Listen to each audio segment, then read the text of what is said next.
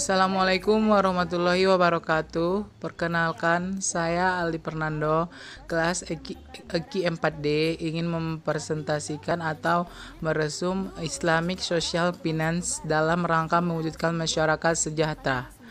A. Nilai-nilai ekonomi syariah. Kepemilikan. Segala sesuatu adalah milik Allah. Quran Surah Yunus. Manusia sebagai khalifah dipercaya untuk mengelolanya.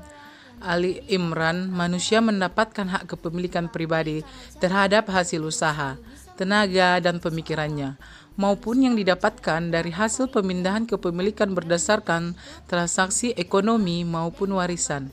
Islam menghormati hak kepemilikan dengan menjaga keseimbangan hak pribadi, kolektif, dan negara. Keadilan dalam usaha dan konsumsi.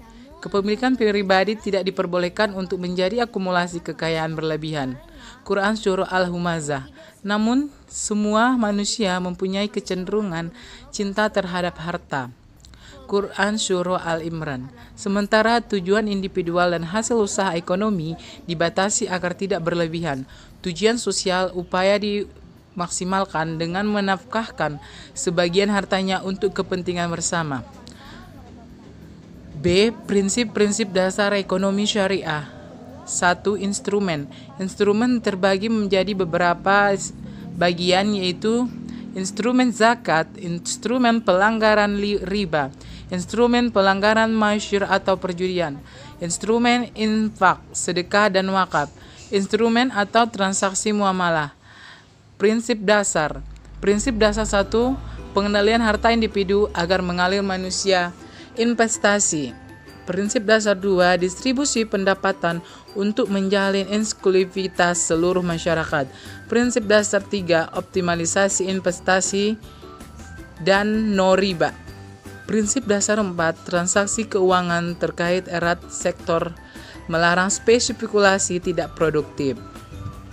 Cara Islam menghidupkan perekonomian. Pada dasarnya, sistem ekonomi Islam adalah sistem ekonomi yang mendorong adanya pengendalian harta masyarakat agar tidak menumpuk dan terus mengalir menuju investasi, partisipasi, distribusi. Selanjutnya adalah implementasi prinsip dasar kedua melalui instrumen zakat, yaitu mengalihkan sebagian harta masyarakat atau muzaki kepada 8 kelompok penerima zakat mustahik untuk memastikan mustahik dapat berperan serta menggerakkan roda perekonomian melalui peningkatan daya beli dan konsumsi. Selanjutnya, urgensi dan kerangka pengembangan ekonomi syariah. Posisi Indonesia sebagai pasar besar produk halal. Indonesia masuk top 10 expenditure dan tiap industri, namun tidak ada sebagai player. Visi dan misi pengembangan ekonomi keuangan syariah mempunyai visi berkembangan ekonomi dan keuangan Indonesia yang adil, bertumbuh sepadan dan berkesinambungan sesuai dengan nilai-nilai syariah.